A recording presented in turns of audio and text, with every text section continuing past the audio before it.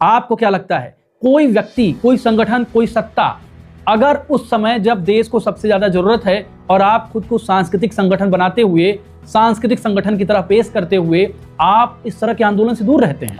नेहरू ने अपनी किताब में कहा कि एक ऐसे समय में जब साम्राज्यवादी ताकतों के खिलाफ लड़ना था, ऐसे समय में जब साम्राज्यवादी ताकतों के खिलाफ पूरा देश एकजुट था, कोई संगठन खुद को केवल सांस्कृतिक संगठन कहे और अंग्रेजों के खिलाफ लड़ाई में अलग हो जाए, इसका मतलब है कि वह संगठन देश से प्यार नहीं करता है। 1940 में आरएसएस के द्वितीय सरसंघचालक गोलवलकर ब्रिटिश सरकार को एक पत्र लिखते हैं और इस चिट्ठी में वो कहते हैं कि वो इंश्योर करना चाहते हैं ब्रिटिश गवर्नमेंट को, वो इंश्योर करना चाहते हैं ब्रिटिश हुकूमत को कि आरएसएस किसी भी ऐसी एक्टिविटी में हिस्सा नहीं लेगा जहां ब्रिटिश हुकूमत की मुखाफलत की जाए। मतलब आप सोचिए कि देश आजाद होने वाला था, आज हुआ कि कल हुआ कि परसों हुआ, ऐसी स्थिति थी। द्वितीय विश्व युद्ध चल रहा था, अंग्रेज लगातार कमजोर हो रहे थे। ऐसे समय में भी आरएसएस ने भारत छोड़ो आंदोलन में एक भी प्रतिरोध दर्ज नहीं कराया। तो नमस्कार, भारत के बारे में कहा जाता है कि भारत में विविधता में एकता है और यही हमारी सांस्कृतिक पहचान है, यही हमारे महान लोकतंत्र की विरासत है। लेकिन जब कोई संगठन ये कहने लगे कि भारत में रहने वाले 140 करोड़ से ज्यादा भारतीयों की एक तरह से वेशभूषा होनी चाहिए, एक तरह से खान पान होना चाहिए, एक तरह से सोचना होना चाहिए, एक तरह से सब कुछ होना चाहिए, सिमिलरिटी होनी चाहिए, इस प्रकार कोई संगठन भारतीयता के साथ मजाक करता है, भारतीय लोकतंत्र का मखौल उड़ाता है। अल्लादी स्वामी कृष्णस्वामी अय्यर ने संविधान सभा में बोलते हुए कहा था कि जो विविधता के खिलाफ है वो भारतीय लोकतंत्र के खिलाफ है। तो कौन लोग हैं जो भारतीय लोकतंत्र के खिलाफ हैं? आज एक ऐसे संगठन की कहानी बताऊंगा आपको, जो संगठन अपने आप को राष्ट्रवादी कहता है, अपने आप को भारत में सबसे ज्यादा सशक्त राष्ट्रवादी संगठन कहता है। उस संगठन की हकीकत क्या है? क्या वो संगठन राष्ट्रवादी है या वो संगठन राष्ट्र विरोधी है? क्या वो संगठन देश विरोधी है या राष्ट्रवादी है? ये डिबेट 8 चरणों में चलेगी, 8 भागों में इस डिबेट को बांटा गया है। हम क्रमशः ऐतिहासिक साक्ष्यों के साथ, एविडेंसेस के साथ, किताबों के रेफरेंस के साथ आगे बढ़ेंगे ताकि आपको डिबेट में कोई शक शुबह ना रहे। आपको 10 से 15 मिनट खर्च करने हैं। पूरे वीडियो में अगर आप बने रहेंगे तो आरएसएस के बारे में कुछ ऐसी चीजों से आप परिचित होंगे कि आप समझ पाएंगे इस संगठन किस तरह काम करता है, इसकी प्रणाली क्या है और कैसे इसका इतिहास रहा है।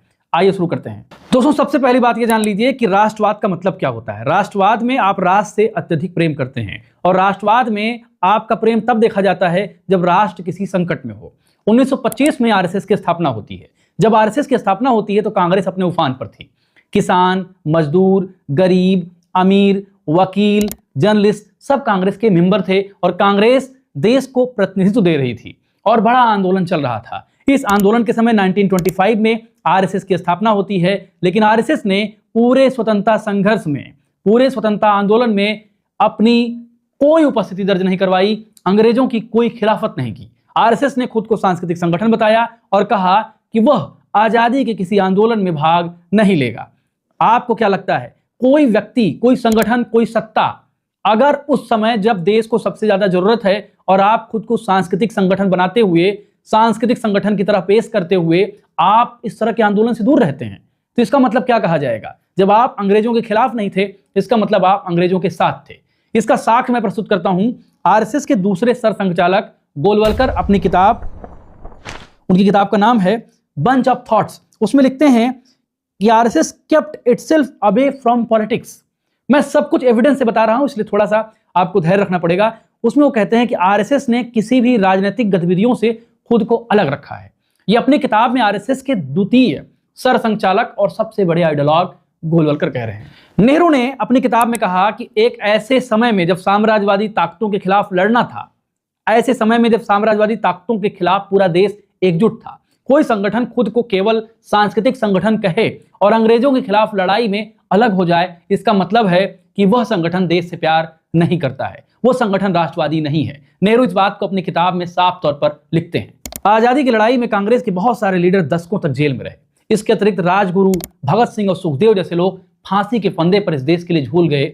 ऐसे दौर में, ऐसे भीषण दौर में ये कहना कि हम केवल सांस्कृतिक संगठन है, हम राजनीतिक संगठन है ही नहीं, हम अंग्रेजों के खिलाफ लड़ेंगे ही नहीं, ये कैसा राष्ट्रवाद था, ये कैसे देश प्रेम था। और आरएसएस के लोग खुद ब खुद ये अपनी सच्चाई बताते हैं अपनी किताबों में और अदर एविडेंसेस में।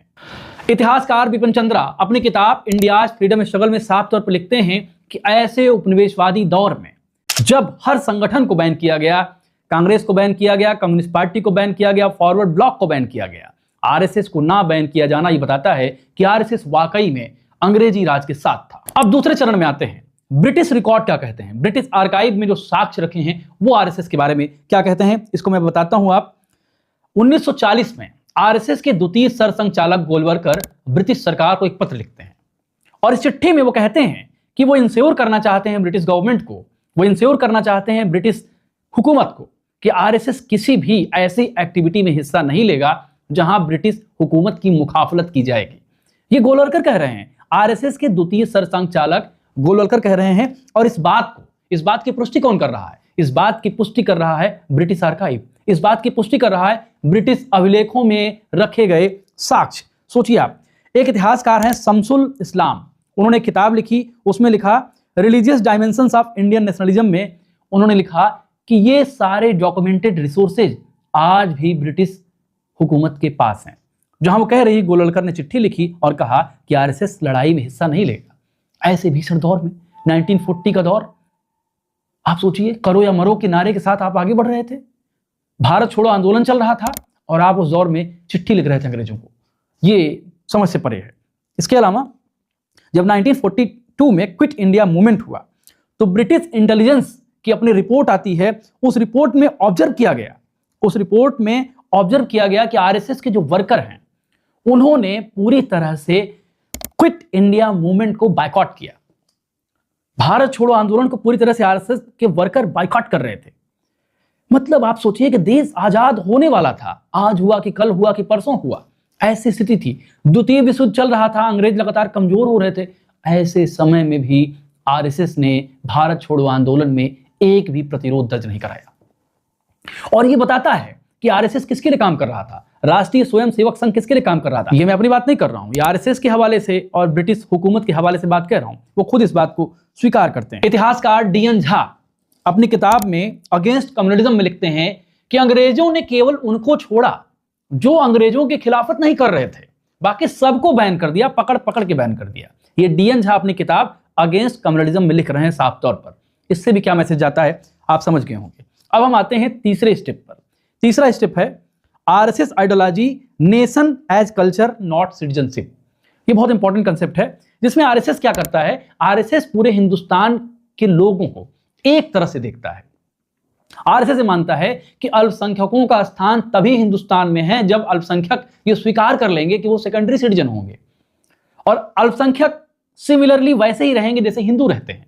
और ये बात मैं नहीं कह रहा हूं, ये बात कौन कह रहा है, गोलवलकर ने कहा है।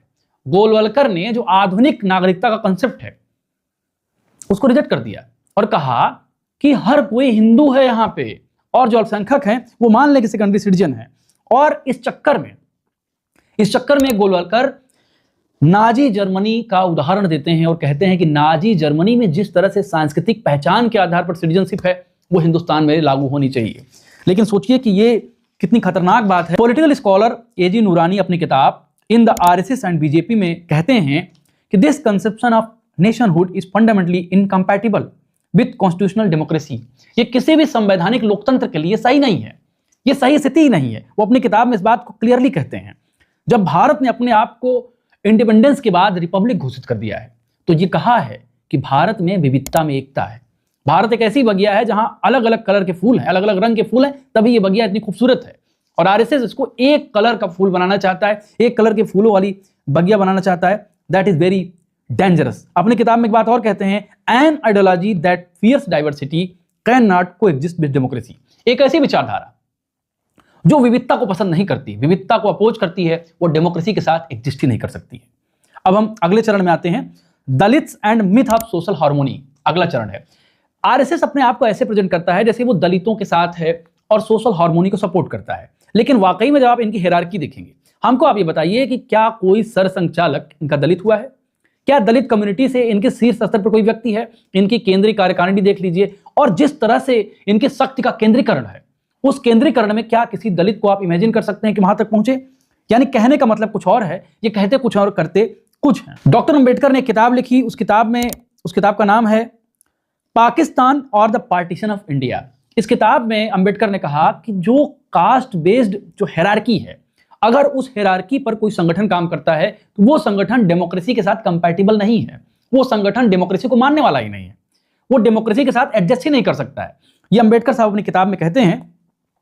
इसके अलावा आरएसएस ने 3 मुद्दों पर अंबेडकर की खुलकर मुखाफलत की, खुलकर विरोध किया। पहला मुद्दा सेपरेट इलेक्टोरेट्स, जिसमें अंबेडकर सेपरेट इलेक्टोरेट की बात करते हैं, उसमें आरएसएस का विरोध करता है।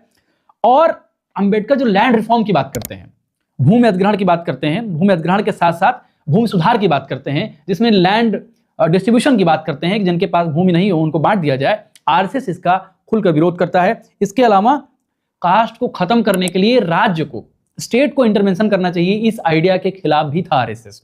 इसलिए आरएसएस जो है 3 मुद्दों पर अंबेडकर की मुखाफलत करता है। अब 5वें पॉइंट पे आते हैं, जिसमें आरएसएस महिलाओं के बारे में क्या सोचता है, इसकी बात की गई है।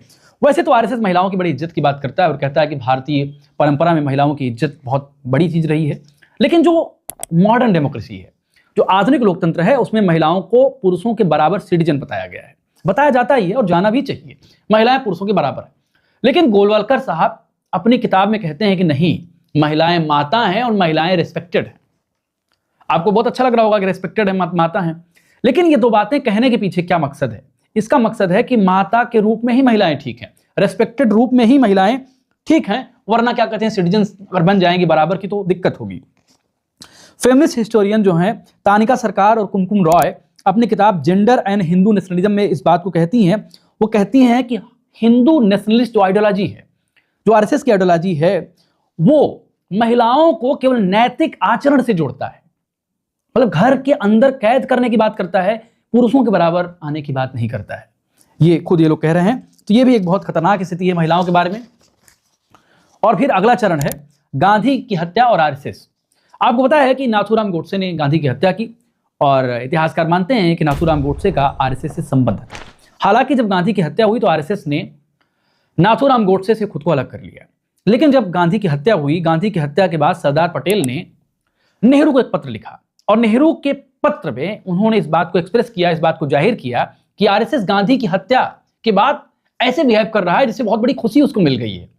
और बाद में पटेल ने इनको बैन भी कर दिया और कहा कि ये हेटर्ड फैला रहा है, नफरत फैला रहा है। ये पटेल कह रहे थे, जिनको आज सबसे ज्यादा बीजेपी जिनको अप्रिशिएट करती है। इसके अलावा रामचंद्र गुहा जो इतिहासकार हैं, इंडिया आफ्टर गांधी में लिखते हैं, कभी भी आरएसएस ने अपने आप को सेल्फ क्रिटिक नहीं किया कि गांधी की हत्या के माहौल में क्या कर रहा था। यह भी बहुत खतरनाक बात है। 7वें पार्ट में आते हैं, जिसमें है कि RSS versus constitution and open rejection. मतलब आरएसएस खुलकर कॉन्स्टिट्यूशन की आइडिया को रिजेक्ट कर देता है। आरएसएस में गोलवलकर ने साफ तौर पर इस बात को कहा कि भारतीय संविधान में कुछ भी भारतीय नहीं है। उन्होंने कहा nothing Indian exist in Indian constitution. उन्होंने मनुस्मृति की वकालत की और कहा कि संविधान को मनुस्मृति से सीख लेनी चाहिए। डॉक्टर अंबेडकर ने मनुस्मृति को जला दिया।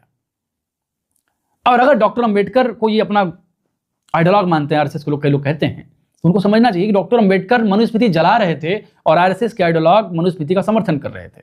दोनों दो ध्रुव हैं। तो ये भी एक बहुत बड़ा डायलेमा है।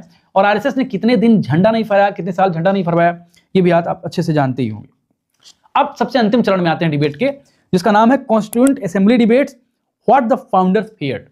मतलब जो संस्थापक थे, संविधान निर्माता थे, उनको किस बात का डर था। 25 नवंबर 1949 को डॉक्टर अंबेडकर वार्न करते हैं। वो कहते हैं कि बिना सोशल डेमोक्रेसी और बिना इकोनॉमिक डेमोक्रेसी के पॉलिटिकल डेमोक्रेसी अधूरी है।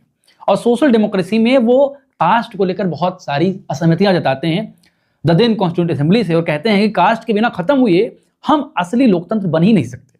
अंबेडकर चेतावनी देते हैं। उन्होंने कॉन्स्टिट्यूएंट असेंबली की डिबेट वॉल्यूम 11 में लिखा कि bhakti in politics is a sure road to degradation and eventual dictatorship. यानी राजनीति में अगर भक्ति आती है तो वो तानाशाही को साथ लेके आती है। इसके अलावा जवाहरलाल नेहरू ऑब्जेक्टिव रेजोल्यूशन में एक साफ तौर पर कहते हैं कि we are not going to build a country on the basis of religion. हम एक ऐसा देश नहीं बनाने जा रहे हैं जो किसी धर्म पर आधारित होगा। इसके अलावा अल्लादी कृष्ण स्वामी अय्यर कहते हैं कि constitution must protect minorities from majoritarian tyranny. यानी बहुसंख्यक तानाशाही से हमको अल्पसंख्यकों को बचाना भी होगा। ये वॉल्यूम 15 है, जिसमें अल्लादी कृष्ण स्वामी अय्यर कह रहे हैं। अब आप सोचिए, हम आरएसएस की सारी बातों को कंक्लूड करते हैं। कंक्लूड करने में क्या है कि RSS did not fight the British. RSS ने कभी ब्रिटिश सरकार से युद्ध नहीं किया, लड़ाई नहीं की, उसकी मुखाफलत नहीं की। RSS did not craft the constitution. RSS के संविधान में कोई रोल नहीं था। RSS did not abolish caste, RSS का कास्ट को खत्म करने में कोई रोल नहीं है। RSS did not liberate women, महिलाओं की आजादी में आरएसएस का कोई रोल नहीं है। It claims ownership of nationalism, इसके बावजूद भी आरएसएस राष्ट्रवाद पर क्लेम करता है। आपने राष्ट्र के लिए क्या किया है? ये सारी चीजें जो मैं गिना रहा हूं, यही तो राष्ट्रवाद है ना। राष्ट्र को जब सबसे ज्यादा जरूरत होती है, सबसे ज्यादा तकलीफ में राष्ट्र होता है विदेशी हुकूमत से, साम्राज्यवादी ताकतों से, तो आप क्या कर रहे थे? ये सारे सवाल मैं केवल आप पर छोड़ता हूं। अब आप तय करिए कि आरएसएस देशद्रोही संगठन है या आप तय करिए कि आरएसएस देशभक्त संगठन है। नमस्कार।